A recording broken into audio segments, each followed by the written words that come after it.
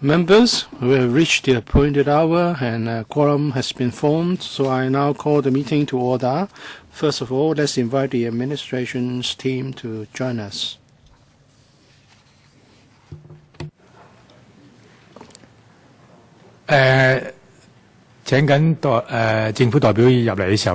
While the administration's team is being seated, I would like to let members know that on the 10th of November 2015, the Bills Committee completed the scrutiny of the CSA moved by the administration to the bill. Please refer to CB 2350-1516-01 for members' comments expressed at the meeting. And we have asked the government representatives to provide a written response. Last time, Mr. Wu Chi-wai, Deputy Chairman of the Bills Committee, also presented his draft CSA, his CB 2245-1516-01. And the Bills Committee has also asked the administration to provide written response to the draft CSA presented by the Deputy Chairman. So the administration has responded to the request for written responses, and you can now refer to CB 2350-1516-02.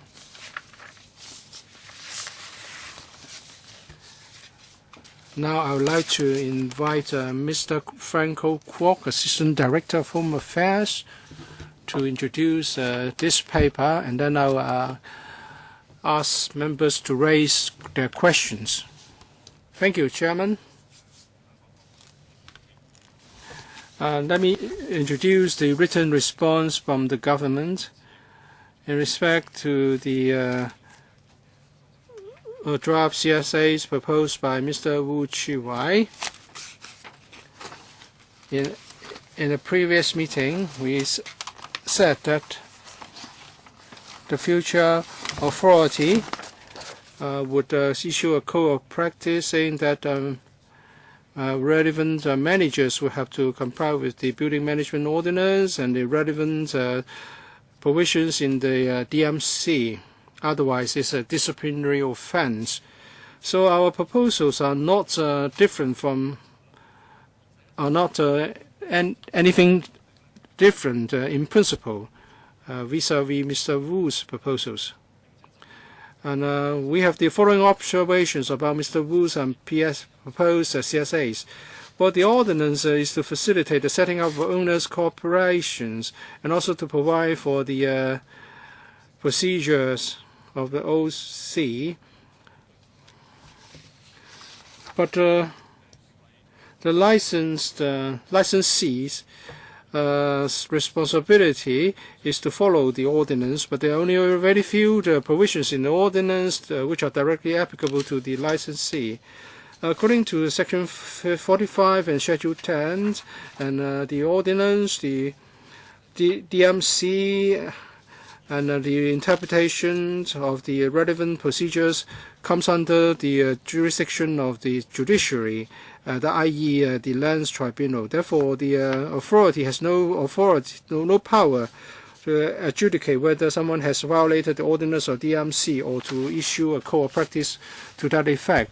We understand that Mr. Wu's intention in moving the CSA, and that is if someone violates the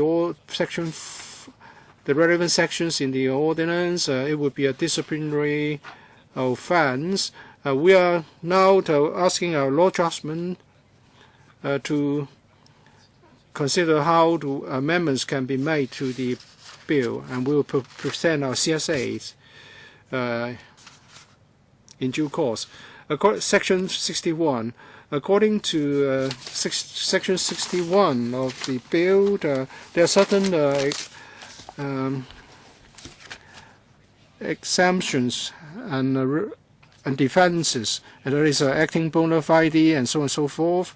We make reference to other ordinances, such as the estate agents ordinance, and we note that similar wording is used. So we do not object to this amendment. We believe we can take on board this suggestion and move our amendments. And I also want to respond to certain comments made last time. First, title, the word title, and the Chinese word for title in section 62C. Well, we would like to use the term 称谓 in Chinese, meaning title, for the Chinese version. So if members agree, we'll move the relevant CSA. Paragraph 74A, property management company, property management practitioner. We agree to the assistant legal advisor's suggestion that we should adopt a KL Chinese version for that particular reference to section 7, bracket 4A. And also we have considered the suggestion to have a catch-all provision for self-managed organizations. We know that there are cooperatives, MACs, or owners organizations.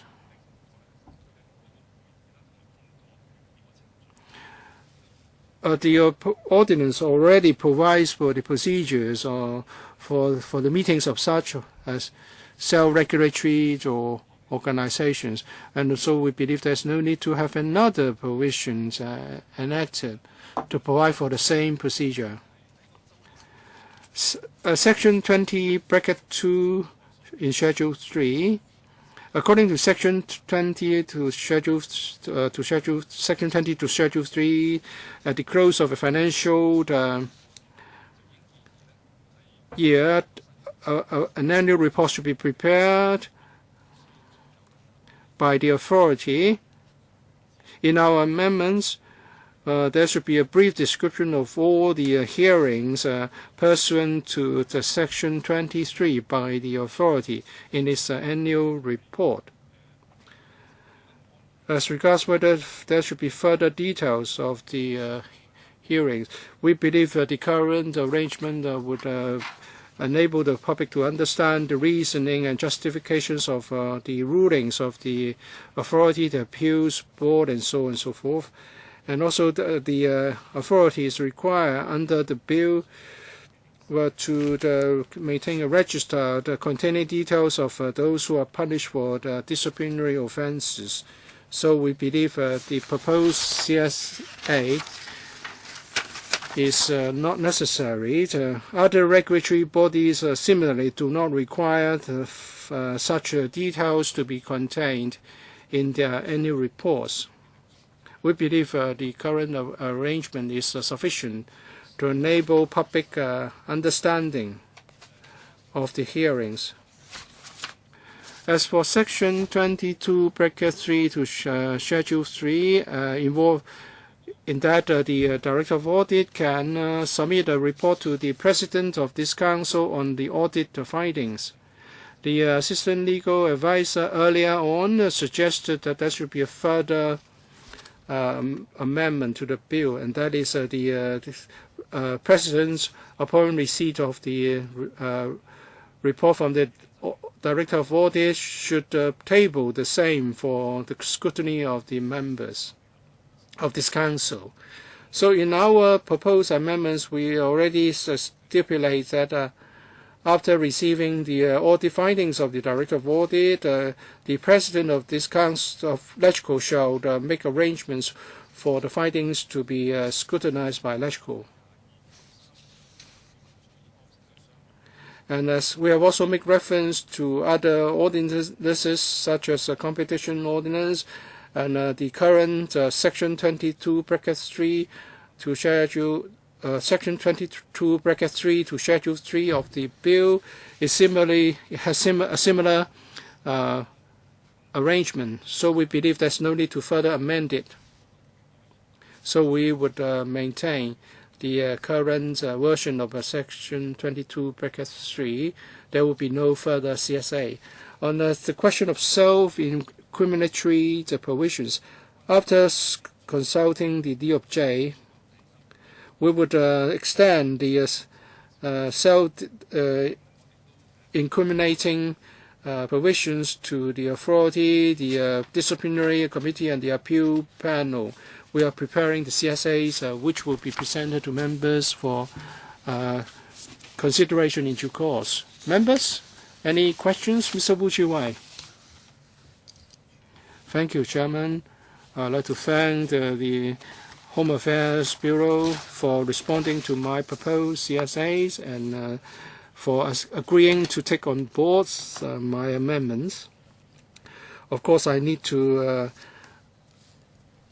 I have to refer to the final wording before I can say whether they are acceptable. In paragraph 3 of the paper, on the question of jurisdictions, and it said that the authority is unable to issue a code of practice because it has no jurisdiction with regard to disciplinary offenses.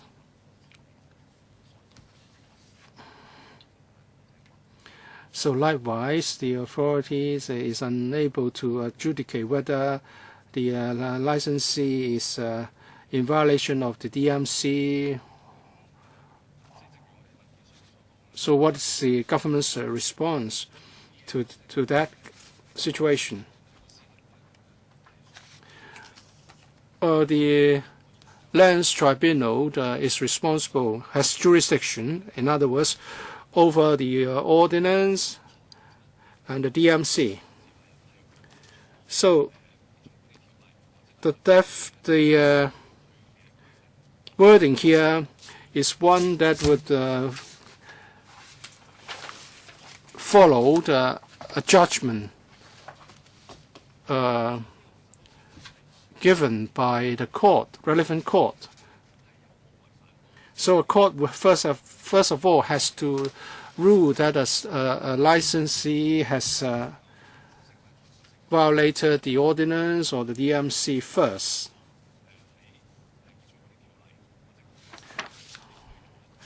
But of course, the licensee has to comply with the BMO and the relevant DMC, and if he doesn't, the Lands Tribunal can make a ruling.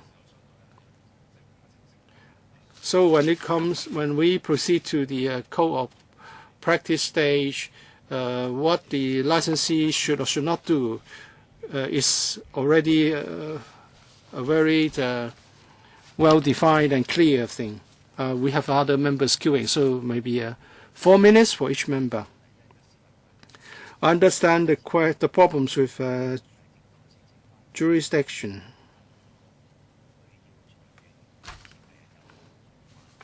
When the authority has to adjudicate whether a licensee has violated any rules, where does it get the power from? It may have to refer to whether certain acts are in violation of the DMC. For example, if the OC has done something in violation of the BMO of the DMC, is it that the authority has no power to make such a ruling? Mr. Guo. It's mentioned in the paper because the jurisdiction belongs to the Lands Tribunal or higher courts. Therefore, the authority cannot just rule on its own who has violated the BMO or what, because it's talking about, not passing other people's power. So the decision must be made by the judiciary body. So the code of conduct will be, actually have more direct provisions requiring the licensees to comply with the BMO. Should the court rule that that a offense has been committed, then that will be the decision. The BMO is applicable. There aren't actually. It's only general provisions in the BMO that are applicable to the licensee. Therefore, it also depends on the case, each particular case, whether a person has violated the BMO. For DMC, well, each DMC has its own regulations. Therefore,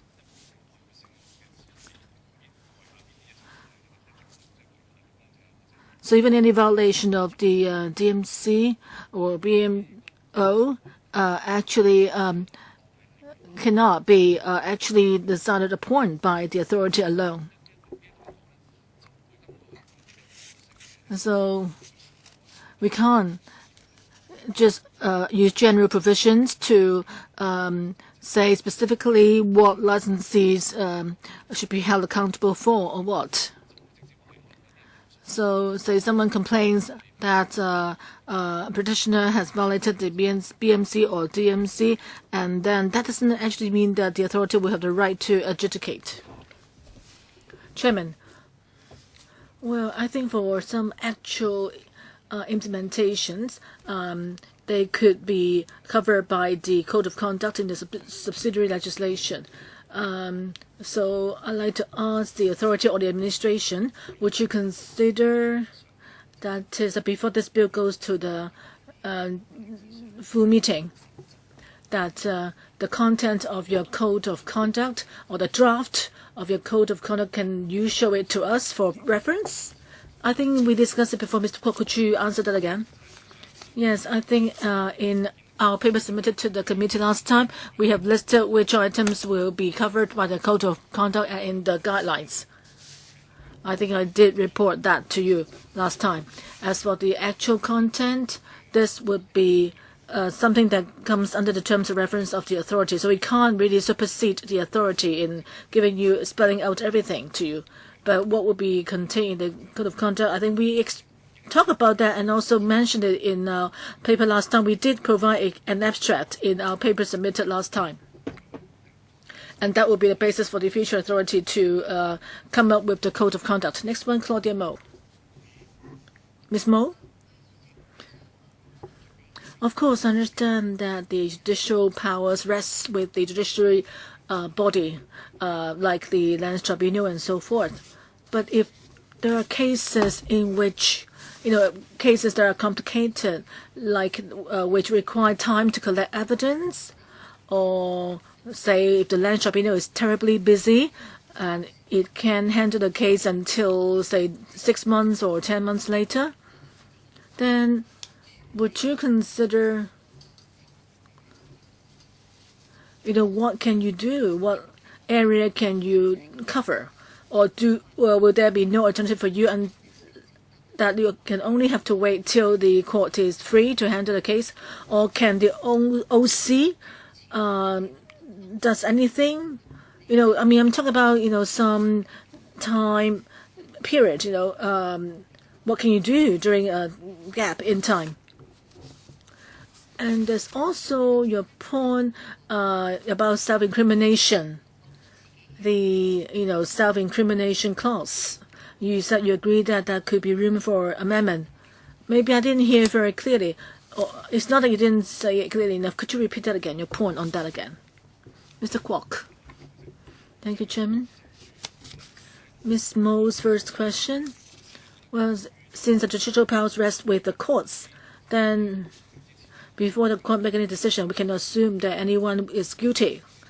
This is a concept or a principle of common law.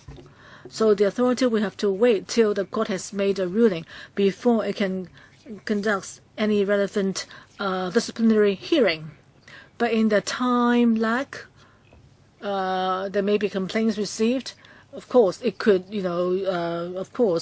engage in evidence collection. But any formal hearing must wait till the authority has received the ruling from the court.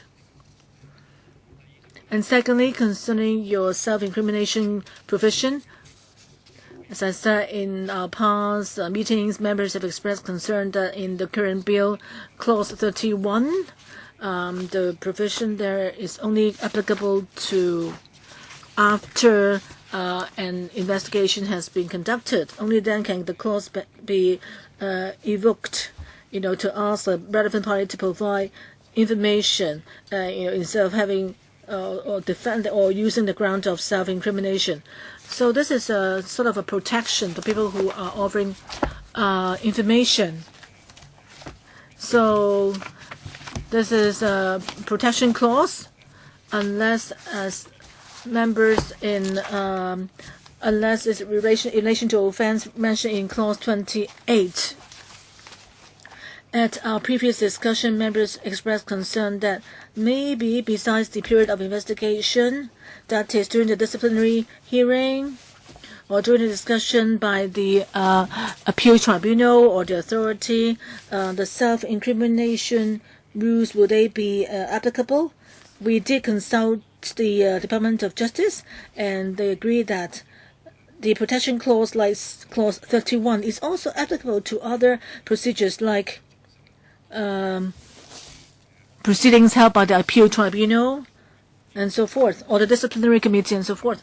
So this clause can actually be applicable in various circumstances. Okay, members, do you have other questions or follow-up comments? If not, well, because our scrutiny of the bill is basically finished, there are only two more things we need to do. That is in response to Vice Chairman Hu Chi-wai's amendment and administration response and the further amendment. And the self-incrimination clause, there will also be an amendment. So the amendments, the two amendments, we haven't yet received from the administration yet, the drafts of those two amendments. So Mr. Kwok, when do you think you can provide us with those drafts? Well, the drafting is about to be finished. I'm sure in a couple of days I can provide those documents to the Bills Committee. I think there are two things we can do. One is because we have set a day for another meeting on December 7, 2:30 on a Monday. In the past, I think for this meeting, basically all we need to do is to wait for the further amendments from the administration, and once we have approved or okayed the future amendments, then our work will be done. But of course, we can have another meeting to go through the drafts. But once we've received the drafts, I can consult members again whether you see the need to have another meeting, or can we just deal with it on our scheduled meeting on December 7. If you think that the clauses having, seen by our legal advisor and you have no further views, then you can see whether there's a need to have a separate meeting. But I don't see any problem that there should be a need for further issues to follow up on after December 7. Of course, we can't be totally sure now, but maybe Mr. Kwok can tell us. Assume that we don't have any problems with your amendments. So the second reading debate, do you have a time frame for a second reading debate for this bill?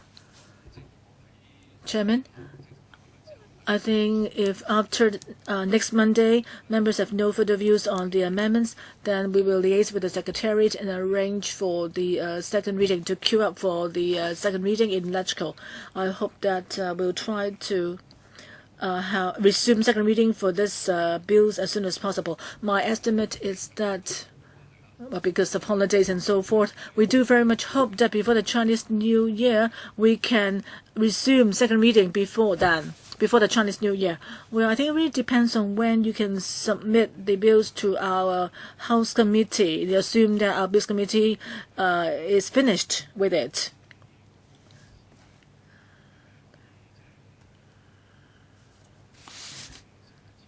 I don't know what you think. Around Christmas, do you have plan to have anything done before or around Christmas?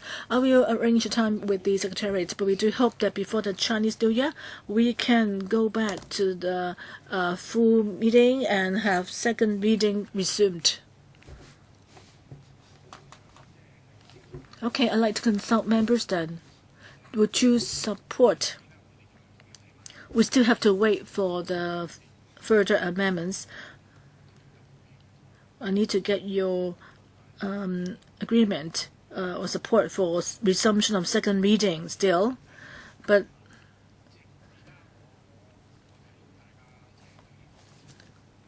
seems like members don't have objection to resumption of second reading, but we still have to look at the amendments, the drafts from the administration first, and legal advisor will also need to look at them, make sure that they're acceptable before we can have the second reading again.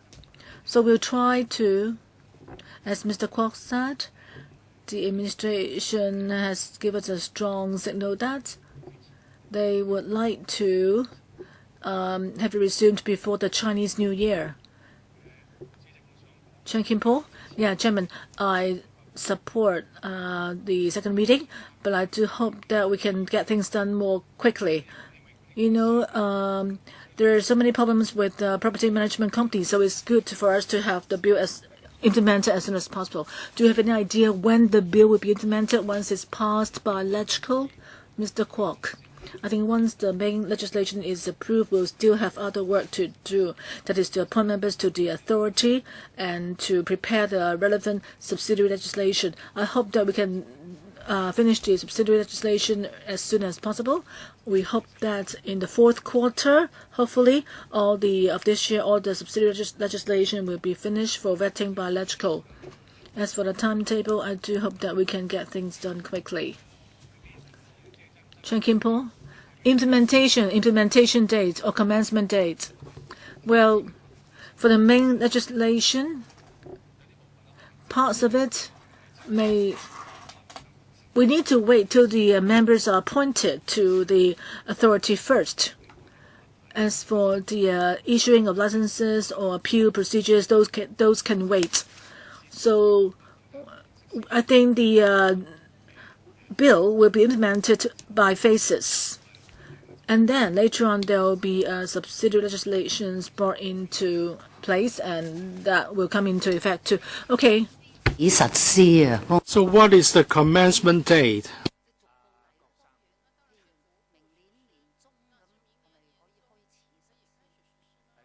Would it be next year, early next year, or the earliest part?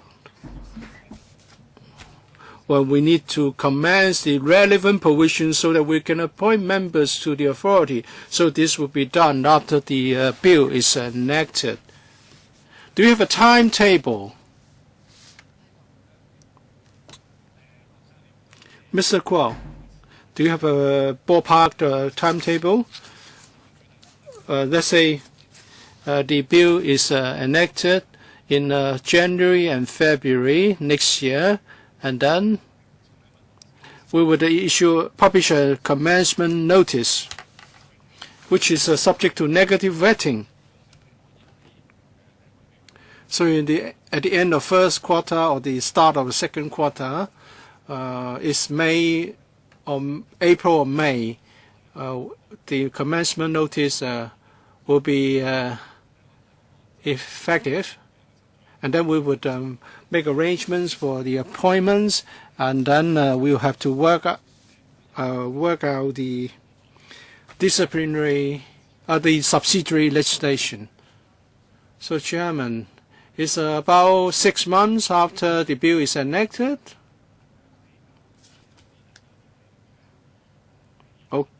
Okay.